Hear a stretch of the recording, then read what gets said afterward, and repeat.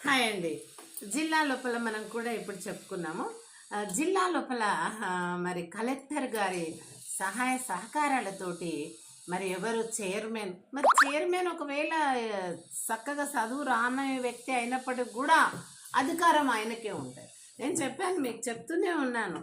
సర్పంచ్ కానీ, ward members కానీ, మండల్లో ఉన్నటువంటి చైర్మన్ కానీ, జడ్పీటీసీ ఎంపీటీసీ మెంబర్స్ కానీ, జిల్లాలో అయితేనేమో మరి జిల్లా పరిషత్ చైర్మన్ కానీ, జెడ్పీటీసీ మెంబర్స్ కానీ, వీళ్ళకు అంతా కూడా ప్రజల చేత ఎన్నుకోబడే ప్రతినిధులు కాబట్టి మనమే ఎన్నుకొని వాళ్ళని ఆ గద్దెల మీద కూర్చోబెడుతున్నాం. వాళ్ళు అప్పటిదాకా చేతులు పడతారు, తర్వాత రాళ్ళు పడతారు.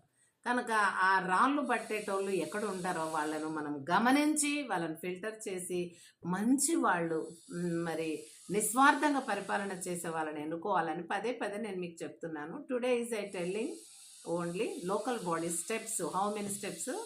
Those are 5 important steps. And other separate step is a మరి ఏంటది, న్యాయశాఖ.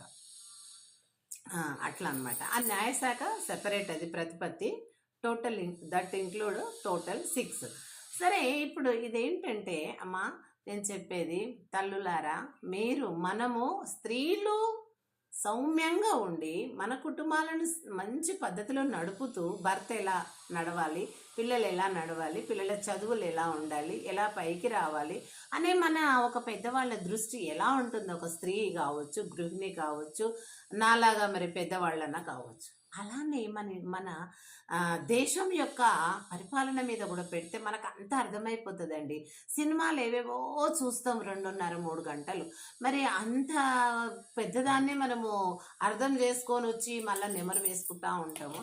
మరి ఇక్కడ మన పెద్ద ఇల్లు అండి భారతదేశము. దీని గురించి చూసుకోమా. ఇప్పుడు ఏంటి, జిల్లా లోపల ఎవరెవరు వచ్చారు? ఇప్పుడు జిల్లా చైర్మన్ వచ్చాడు, జడ్పీటీసీ మెంబర్స్ వచ్చారు.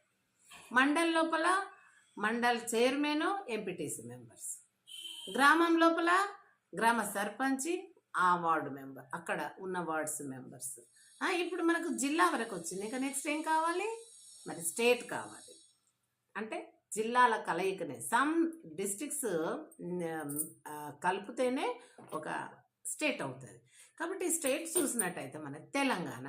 మరి తెలంగాణలో ఏముంటుందండి?